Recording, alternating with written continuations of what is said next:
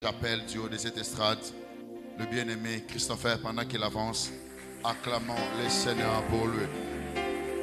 Acclamons le Seigneur pour la grâce. Acclamons le Seigneur.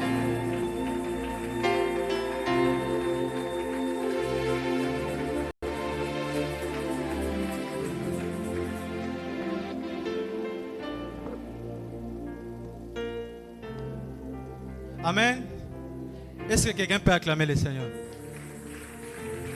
Fais bien s'il te plaît, acclame le Seigneur, acclame Jésus. Il est le roi des rois, le tombeau est vide, Jésus est ressuscité. Est-ce que quelqu'un peut acclamer? Acclame Jésus, il t'a gardé, tu es là, tu es en vue. Plusieurs sont morts. Est-ce que quelqu'un peut acclamer Jésus? Amen. Merci, vous pouvez reprendre place. Je rends grâce à Dieu pour la vie qu'il m'accorde. Je rends grâce à Dieu pour les souffles de vie. Être en vie, c'est pas être meilleur, être parfait, c'est juste l'expression de la grâce. Amen. Et avant d'entrer dans mon enseignement, j'aimerais m'acquitter de ces dettes. Je bénis le Seigneur pour mes parents spirituels. Je cite Papa Rodriguez et Maman Edith. Merci beaucoup pour la confiance. Merci d'avoir cru en moi.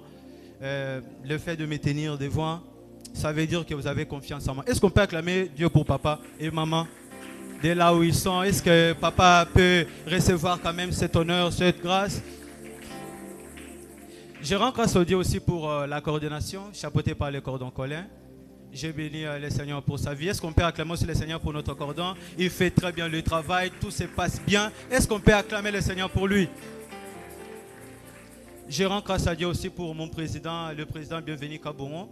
Ce que j'aime chez lui, c'est quand il est dur avec nous et aussi sa manière de parler. À l'intercession, si tu commets une faute, vraiment, il ne te supplie pas. Il parle avec autorité. Est-ce qu'on peut acclamer le Seigneur? Il est appelé Papa Chama. Il fait très bien le travail. C'est un homme merveilleux.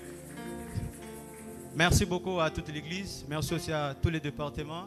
Merci aussi à vous qui êtes là. Parce que si vous ne serez pas là, on ne serait pas là en train de parler la parole. Amen. Hein? Est-ce qu'on peut une fois de plus acclamer le Seigneur? J'ai un grand thème, comment garder sa destinée. C'est ça le grand thème que le Seigneur a déposé dans mon cœur. Ce thème est tiré du grand thème qui a été exploité ici pendant le 25 soirées. C'était Joseph, sa personne et son personnage. C'est un thème qui a fortement béni le peuple de Dieu. Et pendant qu'on était en train de parler de ce thème, c'était pendant les périodes les plus difficiles de ma vie. Donc tout ce qu'on est en train de parler ici, c'était ce que j'étais en train de vivre. Et j'avais compris que ça, c'est le Seigneur qui est en train de me parler. Comme il est écrit dans la parole, Dieu parle tantôt d'une manière, tantôt d'une autre. Est-ce qu'on peut acclamer le Seigneur pour ce programme? C'est un programme qui a béni le peuple de Dieu. C'est un programme merveilleux. Alors, j'entre dans mon thème. Comment garder sa destinée? C'est ça mon message. Je vais d'abord définir la destinée. La destinée, c'est l'ensemble de plans et projets de Dieu dans la vie d'une personne. Je répète, la destinée est l'ensemble des plans et projets de Dieu dans la vie d'une personne. C'est tiré dans le livre de Genèse, chapitre 39, versets 7 à 13. Nous nous tenons debout, s'il vous plaît, pour honorer la parole. Genèse, chapitre 39, versets 7 à 13. Nous lisons au nom de Jésus. Après ces choses, il arriva que la femme de son maître porta les yeux sur Joseph et dit, « Couche avec moi. » Il refusa et dit à la femme de son maître, « Voici mon maître ne prend pas avec moi connaissance de rien dans la maison, et il a remis entre mes mains tout ce qui lui appartient. Il n'est plus grand que moi dans cette maison, et il ne m'a rien interdit excepté toi parce que tu es sa femme. Comment ferais-je aussi un grand mal et pécherais-je contre Dieu? » Quoiqu'il parlait tous les jours à Joseph, il refusa de coucher auprès d'elle, d'être avec elle. Un jour, il était entré dans la maison pour faire son ouvrage et qu'il n'y avait là aucun des gens de la maison.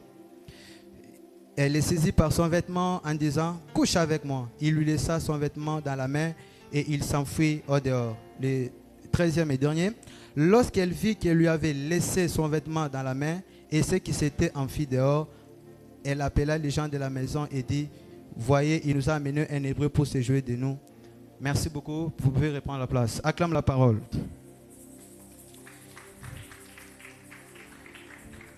Alors, je reviens d'abord sur mon introduction qui était la destinée. J'ai défini ici la destinée, c'est l'ensemble des plans, c'est l'ensemble des projets de Dieu dans la vie d'une personne. Cela veut dire que toute personne qui est sur la terre n'est pas par hasard. Toute personne qui est sur la terre n'est pas le fruit de l'accident. Il a été dans le laboratoire divin et il a été équipé des plans, il a été équipé des projets pour exaucer quelque chose sur la terre. J'aimerais dire à quelqu'un qui est en train de se décourager. J'aimerais dire à quelqu'un qui est en train de penser que sa vie n'est rien. J'aimerais dire à quelqu'un qui est en train de se poser des questions. Dieu m'a oublié, Dieu m'a abandonné, les autres réussissent. Moi, je ne réussis pas. J'aimerais dire à quelqu'un, tu n'es pas un accident de la nature. J'aimerais dire à quelqu'un, tu n'es pas un accident de la nature. Tu as été dans le laboratoire divin. Dieu t'a équipé de plans et de projets. Même si ça n'a pas donné aujourd'hui, demain ça marchera. Même si Dieu n'a pas fait aujourd'hui, demain ça marchera.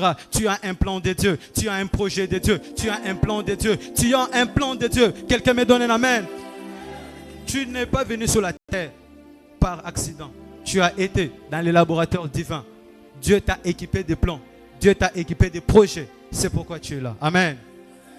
Alors, les choses à faire pour garder sa destinée. La destinée est comme un diamant qu'on protège. La destinée est comme une très belle maison qu'on entretient. La destinée est comme un trésor qu'il faut garder. C'est comme quelque chose de précieux en toi qu'il faut garder. Il y a des choses qu'il faut faire pour garder la destinée. Nous allons voir ça tout à l'heure. Je commence avec la première chose. Pour garder sa destinée, il faut avoir la vie de consécration, la vie de sainteté et la vie de sanctification. J'ai tiré ça dans le livre de 2 Corinthiens, chapitre 7, versets 1 à 2. Pour garder sa destinée, il faut avoir la vie de sainteté, la vie de sanctification et la vie de consécration. Excusez-moi, s'il vous plaît. 2 Corinthiens chapitre 7. 2 Corinthiens chapitre 7, versets 1 à 2. Je lis au nom de Jésus. Ayant donc de telles promesses, bien-aimés, purifions-nous de toute souillure de la chair et de l'esprit, en achevant notre sanctification dans la crainte de Dieu. Ici, c'est l'histoire de Joseph. Ça veut dire que je suis en train de parler beaucoup sur la vie de Joseph.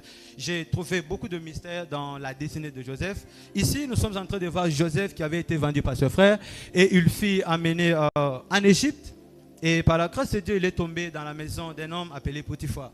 Et Potiphar, c'était quelqu'un de bien. Il avait vu une destinée en lui. La Bible est en train de nous dire que Potiphar lui a remis sa maison, ses biens, son argent, ce business, tout. C'est Joseph qui est en train de diriger. Et la Bible est en train de nous dire que la main de Joseph était en train de faire prospérer tout ce qui est à lui. Amen. Ça veut dire qu'il y a certaines personnes dans la vie, lorsque tu les mets dans ta maison, ces personnes-là t'apportent la bénédiction. Parce que la Bible est en train de dire que quand Joseph est descendu dans la maison de Potiphar, tout ce qu'il faisait réussissait. Amen. Je prie que Dieu t'amène des personnes qui leur présence dans ta vie apporte la bénédiction. Je prie que Dieu t'amène des personnes dans ta maison, dans ta vie. Quand ils entrent, ils t'amènent la bénédiction. Les choses qui ne marchaient pas commencent à marcher. Les choses qui n'avançaient pas, qui commencent à marcher. Que Dieu te l'accorde. Que Dieu t'accorde des personnes qui vont t'amener la bénédiction. Que Dieu t'accorde des Joseph. Quelqu'un me donne un amen. La destinée, c'est quelque chose qu'il faut beaucoup entretenir. La Bible est en train de nous parler ici. La femme de Potiphar a levé les yeux sur Joseph. Il est en train de dire, couche avec moi. Un porteur de destinée a des limites. Quelqu'un qui a les destinées, il y a des choses que tu dois faire et des choses que tu ne dois pas faire. Joseph a discipliné sa sexualité devant la femme de Potiphar. Cher veillant, cher ouvrier, discipline ta sexualité. Il y a une destinée qui t'attend. Discipline ta sexualité. Il y a une église qui t'attend pour diriger. Il y a un bureau qui t'attend. Discipline ta sexualité. Discipline ta sexualité. Le diable, c'est un gars intelligent. Quand il nous combat avec intelligence. Lorsque la femme de Potiphar a vu Joseph pour coucher avec lui, donc Satan savait que Joseph de l'autre côté ça marche. Amen. Je parle un peu comme ça, d'une manière intelligente. De l'autre côté, ça marchait. Ça veut dire, si de l'autre côté, ça ne marchait pas, Satan allait chercher une autre stratégie. Ça veut dire, le diable, lorsqu'il nous combat, il nous combat avec des stratégies. Il sait que de l'autre côté, ça ne marche pas. Il ne t'envoie pas des femmes, il t'envoie d'autres tentations. Amen. Ça veut dire, je prie que Dieu t'amène à vivre la vie de consécration. Je prie que Dieu t'amène à vivre la vie de sainteté, la vie de consécration. Enfant que ta destinée soit protégée. Quelqu'un me donne un amen. Deuxième chose,